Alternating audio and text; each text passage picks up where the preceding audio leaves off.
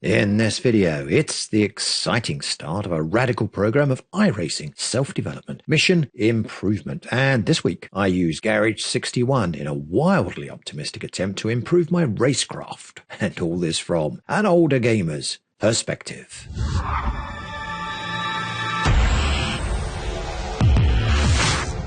Welcome to Oschersleben and week 1 of Season 2 2025 in iRacing, and also the first week of my new video series Mission Improvement. If you missed what this is all about, I detail it here in this video, but the too long didn't read version is that I'm attempting to improve my racecraft by sticking to just one car, the Global MX-5 in this case, and also focusing on just one track each week.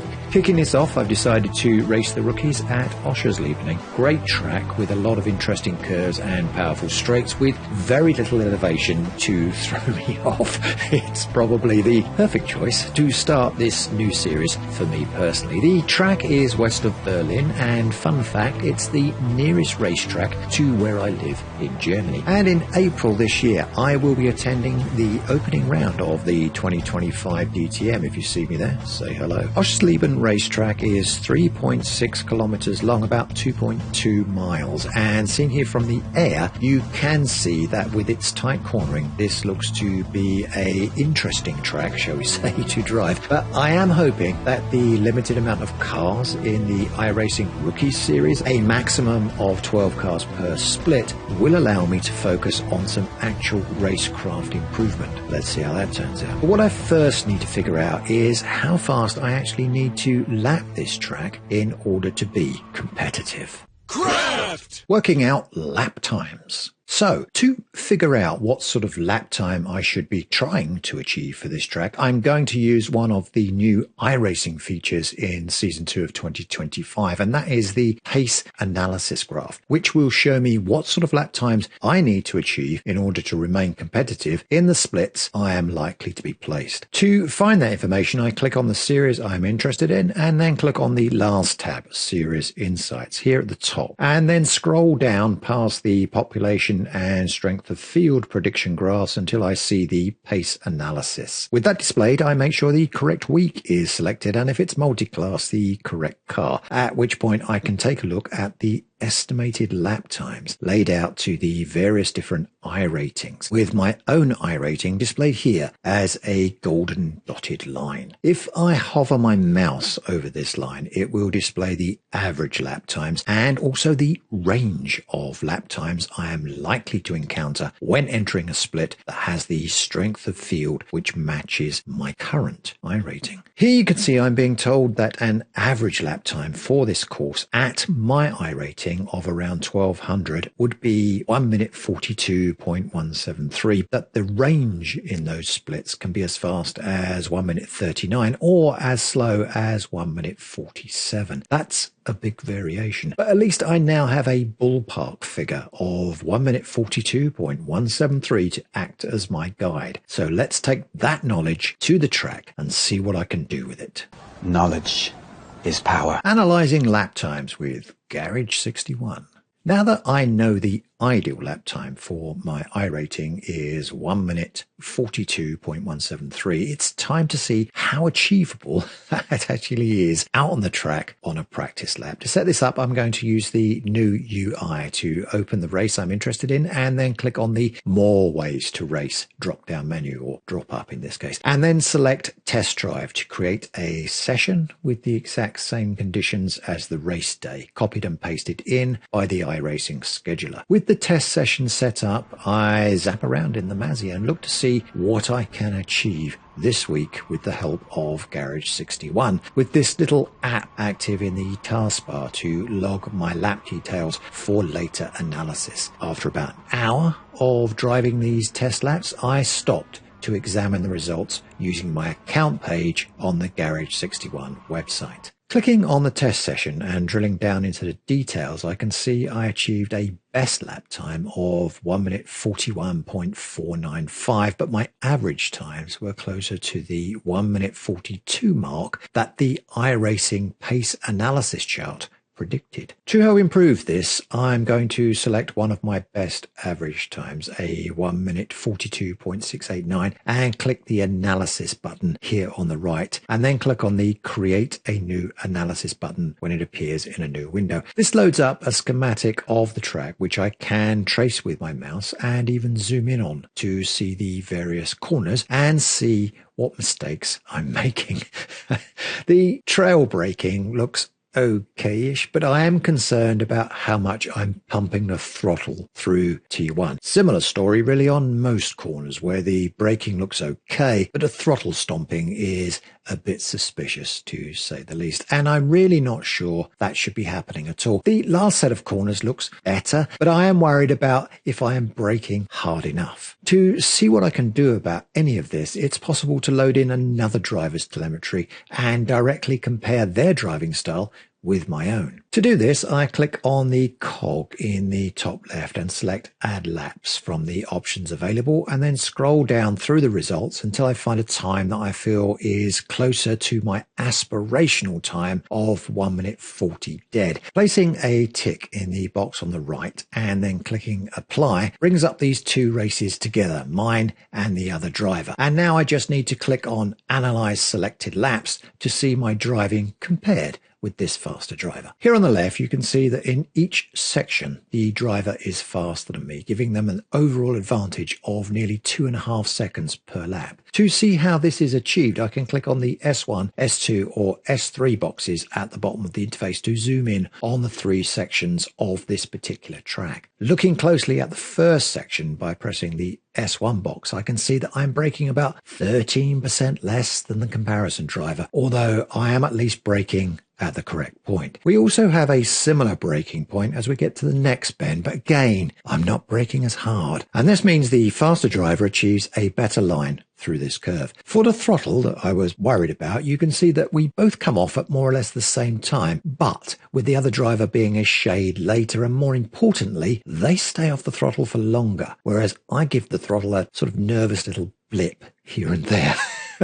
All in all, this ability to stay off the throttle until it was really needed gains this driver about half a second in section 1. Same story really at the second section of the map, although my throttle usage is a little more restrained, perhaps too restrained. In fact, our braking is about the same. In the chicane, he is giving the throttle a kick as he goes through to gain some extra speed and is faster to go back to full throttle as he clears the apex. In the final section, I again don't appear to be braking as much as I could, and this loses me time through the corner and means I can't get on the throttle as much or as soon as I would like. And on the last corner, we are matched for braking times, but I am again not braking as hard as I could. And as we come back out of that apex, this driver is a full 2.5 seconds faster than me, which means over a 10-lap race, he would finish 25 seconds ahead. Looking at these details, to me it seems as though I need to add around 20% more pressure to the brakes on most corners and to be more consistent with my throttle control, coming off the throttle completely until it's really needed, and in doing so, creating tighter driving lines through the various curves of this exciting track at Oschersleben. Of course, it's possible to spend longer analysing driving data than it is actually driving. So it's time to take all this knowledge back to the track and seeing where the power is. Power. AI races for the win. While I find practice laps are a great way to get to know the track layout, this method of practice tends not to be so helpful in an actual race featuring other cars. There are a number of ways to practice with other cars, but by far my favourite is AI racing, which in iRacing is a decent enough representation of what you find in a standard race. Setting up an AI race using the new 2025 UI in iRacing is just a matter of clicking the series you're interested in and clicking more ways to race and selecting race against AI, which will copy and paste this week's weather and track temperatures into an AI race template with the correct number of cars. With all of that in place, it's time to get on track and race as many of these AI races as I can and see if I can use that information in Garage 61 to again improve my lap times. And it has to be said, this type of learning on a track, racing AI race after race for an hour or more, is a great way to practice any track and indeed sim racing in general. At the end of a couple of hours in the sim rig, Garage 61 showed a small improvement and I was beginning to hit a regular 1 minute and 41 second lap, leaving me feeling a little more prepared for an actual live race. How did I fare when confronted with human drivers? Considering the rookies now race every 15 minutes, which is just a little bit insane, then I'm not going to be short of opportunities to see if all this training and analysis has paid off. It always pays off. Results and best race of the week. This week, I managed to get on track for live races around 9 times, and I have tracked them using my Excel sheet, which can be downloaded by going to this video, which also explains how to use it. The link will be in the description. Overall, my results have been promising, shall we say?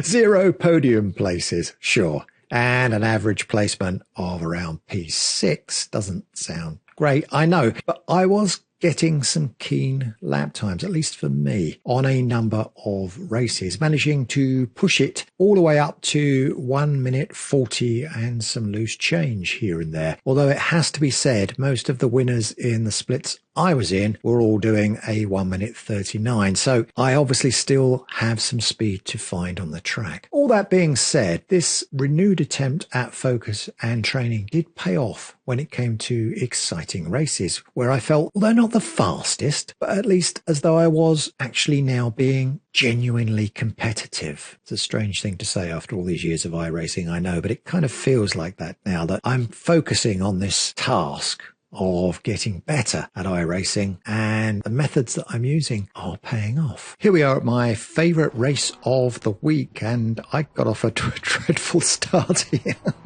I mean, actually, watching that back again, I'd forgotten how bad it was. I don't know what happened. I zoned or something, but I completely missed the green flag. And so by the time I got to T1, I'd gone from P6 on the grid to last place. Or at least I would have been last place, but there were 2 cars starting in the pits for some reason, I'm not sure what, and that saved me from the ignominy of being in last place. So here I am. I'm in fact in 10th place now. Instead of being in 12th place, which is probably where I deserve to be. But I felt confident that I would gain a few places because, you know, this is the rookies and people just don't really appreciate in the rookies that you have to let the tyres warm up. There's one car swishing off there on the left as we come round this corner. There's a multiple pile up of all different cars getting smashed to pieces. This white one comes back on the track and valiantly tries to re-enter the race, but as you can see, his wheels are actually pointing in different directions. So after a little tap from the green car in front of me there, he's gone as well. And so I've moved up a little bit more now. I think I'm something like P8 or wherever, and you know, that's better than last place. It's not as good as P6, which is where I should have been because that's where I was on the grid, but I fell asleep, so you know, I've only got myself to blame. And we're going round the penultimate corner from the first lap, and another car is taking the scenic route off to the left there through the gravel, not quite appreciating that his tyres haven't yet warmed up yet. And we're into the race proper now, and I've got this car in front of me, Nagi, and he's very fast, and I can kind of get down the side of him a little bit, but I do find that I lost my nerve when it came to this corner.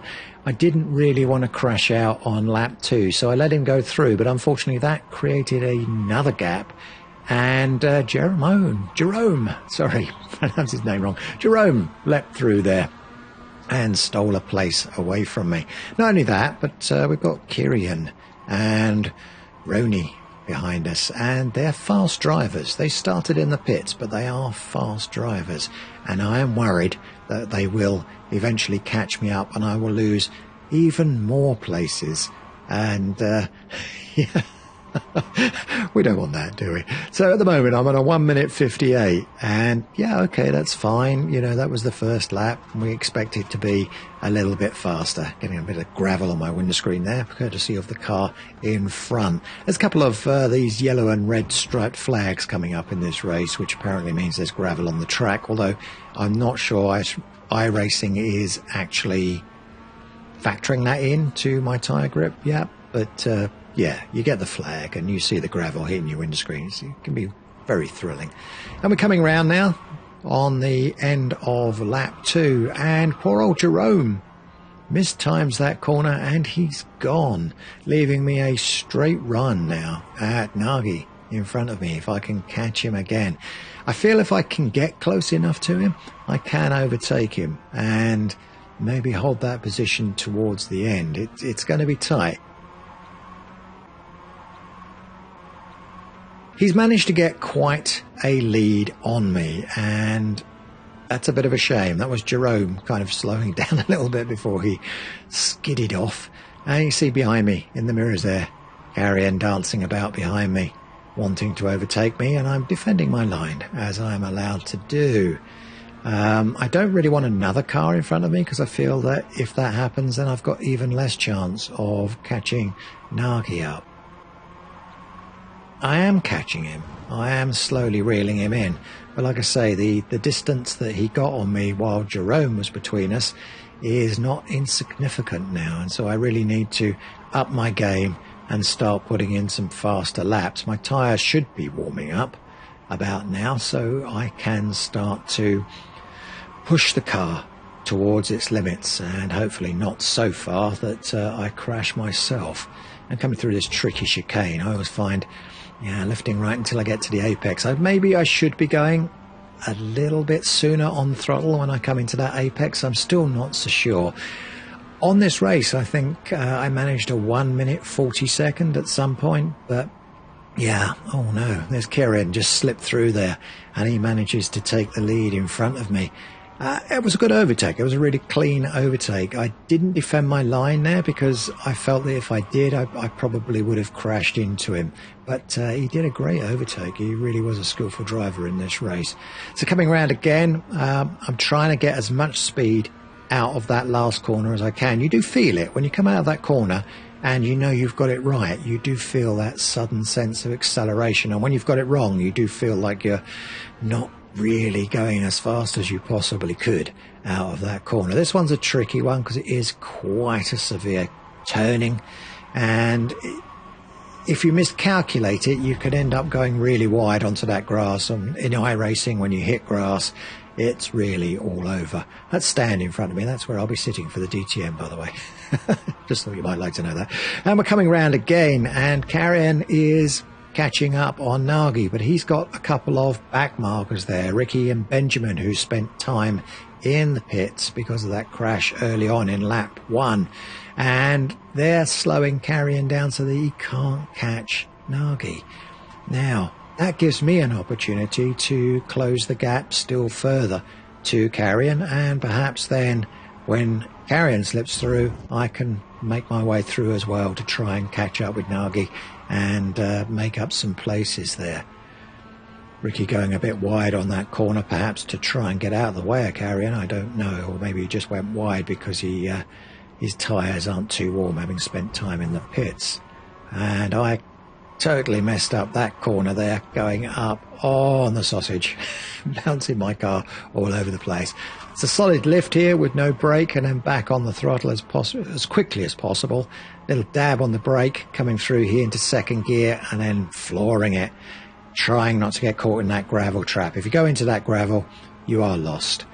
So Ricky does the decent thing there, lets me pass, which is kind of him, and Carrion is in front. I'm not sure what happened to Benjamin there. I think he must have crashed out somewhere, but anyway, it's me, Carrion, and Nagy.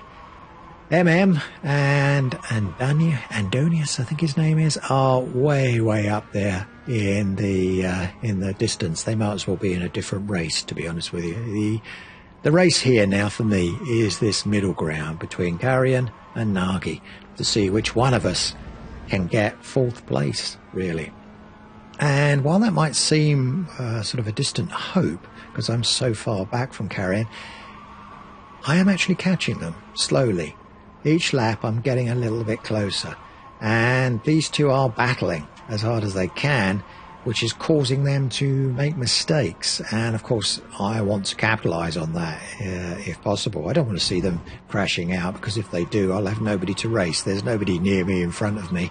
And I don't think there's too many people behind me. There's one car coming up behind me. That's Ronnie again. But I'm not sure he can catch me towards the end. We'll see. I can't remember how this race went now. But we're coming around here now. And Nagy has been overtaken by Carrion. Nice pass again by Karen. He really is good at that particular corner, slipping past the cars. And we're coming in now to the last corner, and I think I just do that a little bit quicker than Nagy, and then we've got this straight run down past the grandstands that I was staring at and missed the green flag at the start. I think I was just thinking, I'm glad I didn't book that for the DTM, because that looks really uncomfortable. And then it was the green flag. I can't remember. But anyway, we're through now onto this corner, and there's a little bit of extra braking there from Nagy. I think he braked because Carrion was a little bit too close to him, and he panicked a little bit, and it caused him to lose a bit of stability. But no matter, we're through now, and I've managed to actually put a bit of room between me and Ronnie behind me, and I'm pleased about that, because the last thing I want at the moment is another car in the mix of these three in front of me, or these two in front of me, I should say. I really just want to be able to race these two towards the end so that we can decide who's going to be in fourth place. And we're into this corner now. We've got Karen always seems to have trouble with that corner. I don't know why. He goes wide. Maybe that's the line that you should take. I don't know. I always prefer to come in tight on there, but I'm on tight on Nagy now as we come into this corner. He comes out of that corner a bit faster than me, a bit too fast, as he loses the tail end a little bit, and I'm able to catch him up again. Got Ronnie creeping up behind me, but yeah, here we come down the inside. I'm not going to chance it. I'm not going to chance taking Nagy on that corner, because I'm not carrying, and I don't think I can do that sort of overtake manoeuvre. Maybe I should have risked it. I don't know, but it just felt just a bit too chancy for me, and I don't want to ruin this race because it's so exciting to me. I'm really, really enjoying it. It has to be said that all this training, all this analysis in Garage 61, it leaves me feeling, I would say, I mean, it's always, to say competitive and you're at P6, that doesn't sound right, does it? But I do feel like I'm out there, that I'm racing. I'm actually racing. After all these years, I'm actually racing. But I'm feeling as though I'm not just cannon fodder in these races anymore. I'm actually somebody who can overtake other cars, that can put cars in front of me under pressure, as the spotter is always saying to me, put him under pressure. And I feel as though that has all come from analysing, from practicing, and from studying what I'm supposed to be doing on track. You see Ronnie sneaking right up behind me there. I think he wanted to come through there, but he decided not to chance it this late in the race. We're on lap 7. We've got about another 3, maybe 4 laps left. I don't remember how many it is on this rookie race, but yeah, it's all about trying to control it and hang on to it. And as we came out of the chicane there, I failed to do either of those, and that's left the space open for Ronnie to come down the outside of me there and sneak through on this corner. I tried to fight that line, but it's just not worth it. There's not room for both of us there, so I'm going to let him have it. Maybe I can catch him again. I don't know. I felt that I'm the faster driver than him on some of these curves, so I've got a feeling that either he will crash out trying to keep ahead of me, or I will eventually be able to overtake him. But yeah, disappointingly, I'm back down the pecking order now at P7. And this is the last lap. We just got the white flag there as I fell back to P7. But I'm still clinging on to the hope that I can get past Ronnie, that I can get past Nagy, and I can get 5th place. Like I said, Carrion's off there in the distance with his 1 minute 40 laps that he's doing really well. He's got 4th place pretty much in the bag, and places 1, 2 and 3 are already sorted out. This race here, with me, with Ronnie, with Nagy, is all about 5th place now, and we're racing for glory. As we come into these final bends, we all know that we've got to keep it on track, we've got to keep it safe. This is no time to be crashing out and losing the race completely. And as we come out of that corner, Nagy does a small mistake, which Ronnie is capitalising on, and as we go through the chicane, he pushes through. He leaves a gap for me to get through as well, and Nagy has let 2 of us through. He must be really annoyed with himself that I took that gap really from what Ronnie created by pushing Nagy over, but I don't feel bad about it. It's racing. I'm coming through. Now I'm chasing Nagy. We've only got X number of bends before we finally finish that race. Ronnie's making a few mistakes there, bouncing off of cushions and losing control a little bit, but he's got it back together again. He knows he's only got one more bend to get around before the end of the race, and he's desperate not to lose that 5th place in front of me. As we come round out of that final bend, Nagy tries to push it as hard as he can, almost goes into the gravel, but he can't quite find the speed to overtake me, and I cross the line in P6 with Ronnie in P5, Nagy in P7. Very exciting race. I really enjoyed that.